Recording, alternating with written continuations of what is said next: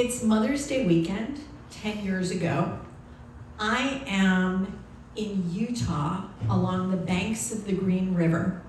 I am camping with about 50 other people, and I am super psyched because tonight is the night that I will receive my spirit animal. Andrew and I had flown to Utah for the first time about a year before to deliver our then 15-year-old daughter, Emily, for an open-ended stay at a residential treatment center. And the day we got there, Emily was taken in one direction to unpack and settle in, and we were taken in another direction to sit down with the entire therapeutic team for an intake interview. Everything we had done to try to help Emily manage her depression and anxiety to this point had failed. And this was our really kind of last-ditch effort to try to help her. And we sit in the room with this team of therapists, and they ask us a million questions about Emily's history and about our family and about our parenting. And they're all lovely, lovely people. There is Jess, who is going to be Emily's individual therapist. There is Dana, who will be our family therapist. There is John, he's like the king of the therapists. And with every question, I am feeling squirmier and squirmier. No matter how nice everybody is to me, this is terrible. And when they stop asking questions, they start explaining the rules. Rules about when Emily can call us, rules about what we're allowed to send in the mail, rules about when she finally comes home, rules about parent weekends. Every 6 to 8 weeks, Andrew and I will fly again to Utah, and we will engage in this parent weekend. But you shouldn't think this is like parent weekend at camp or at college. It's not, okay? There's going to be individual therapy and family therapy and couples therapy and group therapy and recreational therapy and equine therapy. And twice a year, the whole gang, girls and moms and dads, are going to be hauled off for camping. That's like, I don't know what, nature therapy or some shit. And in fact, they've just come back, they say, from their annual trip to the Green River, at which everyone gets their spirit animals, and doesn't that sound like fun? And I'm like, not one bit of this sounds like fun. And especially, do I look like camping? This is not going to be fun, camping with strangers and therapy, no. And finally, it's time for us to leave, and leave Emily in the care of these people. And it is a difficult moment. I stand up, and Dana looks at me and she says, "You look like you could use a hug. Can I give you a hug?" And I take a step back and look Dana in the eye and say, "No." Our first month at home while Emily's at Utah, we kind of get into the rhythm of things. Every week there will be family therapy on, then we didn't have Zoom, it was Skype. And I do not like this family therapy. It turns out that I had a mistaken notion, right? This shoulder, the little critter on this shoulder, is whispering in my ear. And my notion was, when you have a kid who's in such trouble, you drop her off broken and pick her up fixed. But it turns out that when you have a kid in crisis, the whole family needs fixing. But this shoulder, this critter, is telling me there's nothing wrong with me and I don't need fixing. Problem is, this shoulder critter is telling me it's all your fucking fault. And I don't know how, I just know it is. And these two are yelling at me, so that during these family therapy sessions, I kind of refuse to engage. You know, I go through the motions, but nothing's really happening. Our first parent weekend in Utah, I am uncharacteristically sullen and withdrawn and non-communicative. But during the last group therapy session with John, king of the therapists, something kind of shifts and I crack open just a little bit. The second family weekend in Utah, I make friends with one of the other parents, but making friends is not really the right word for this. I see him across the room and I realize I am sharing air with the most famous, wealthy, Hollywood, influential person I will ever be in a room with in my life, unless I meet Bruce. And I follow him around all weekend like a puppy. And he really could have looked at me and been like, fangirl? Not now. But he doesn't. He talks to me and he opens up and he shares with me his family's experience. And maybe if his family could be there, it's not so terrible that mine is. And I open up even more. By the time we get to the first camping trip in September, like I wouldn't say I am enthusiastic about this experience, but neither am I completely walled off to it. There's a talent show.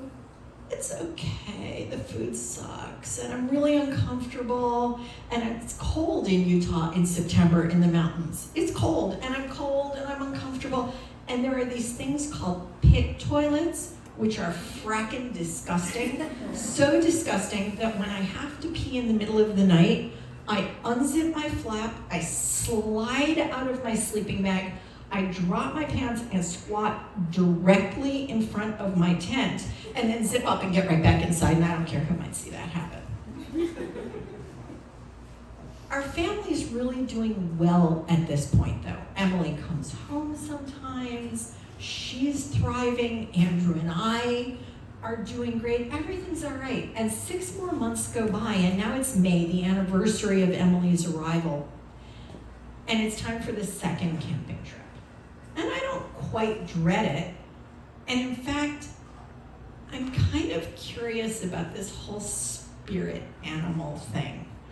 Like, in my gut, I know it's all bullshit, right? But I've had a lot of Kool-Aid to drink at this point. And the Kool-Aid has been very good for my family.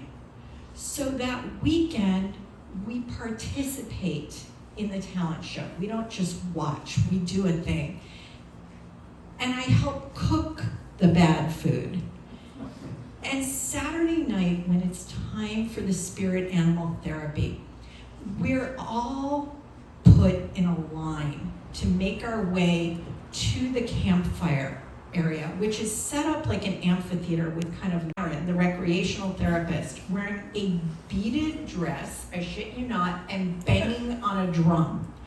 And ordinarily, I would be stage whispering to Andrew about cultural appropriation and how completely unacceptable all this is.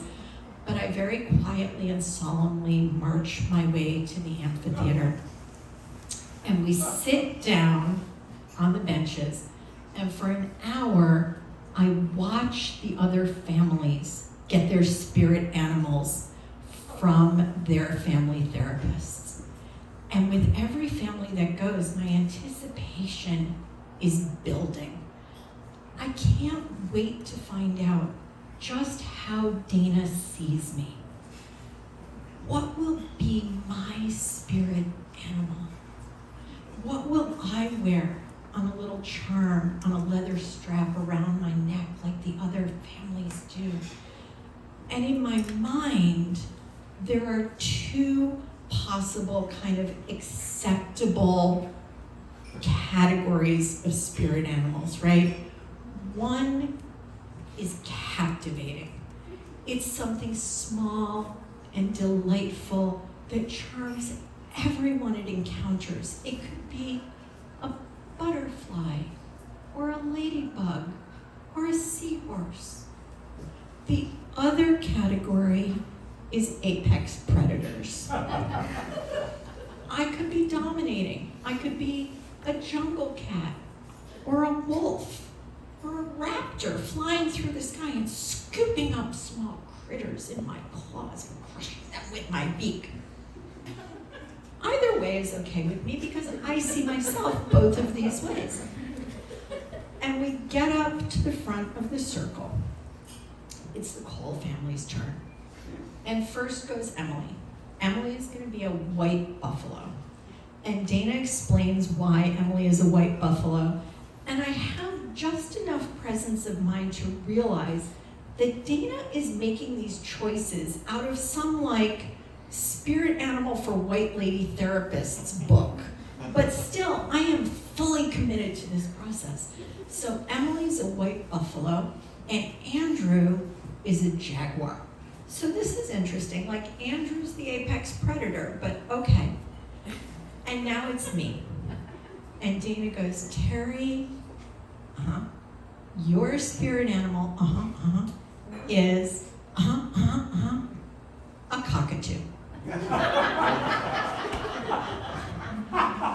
And she goes on to explain why I'm a cockatoo, but I cannot hear her over the ringing in my ears. And I'm just trying not to cry. This is how Dana, after all my hard work, this is how Dana sees me. I'm an amusing bird with funny yellow feathers on top of its head, dancing on a perch. I am Beretta's sidekick. What are you talking about? And finally it's over, and we sit down, and now I am crying for real on the bench. And Dana comes over and she says, what's the matter? And I explain this to her, that I am humiliated by this, that she would say, I'm a cockatoo? I'm not a fucking cockatoo. I'm a ladybug, I'm a firefly, I'm a tiger, I'm not a cockatoo. And Dana says, did you hear what I said about why? And the way that the cockatoos communicate in the jungle, and they use their voices to bring their community together.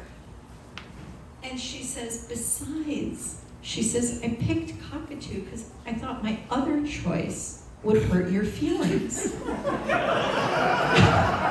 I say, what was your other choice? And she says, a dingo.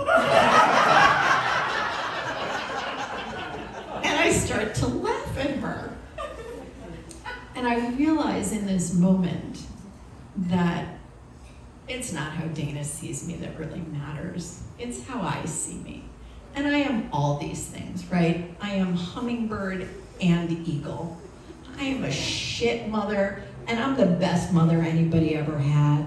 I am all those things packed in here, and I can live with that. Now, 10 years later, my family is doing great. Emily is thriving. We're all okay, thanks to this year in Utah. We have this family text chat, right, called FAM, and we send each other things and notes and whatever.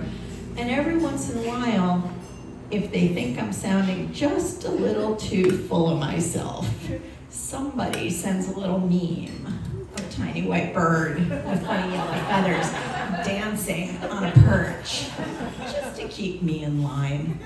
Thank you very much.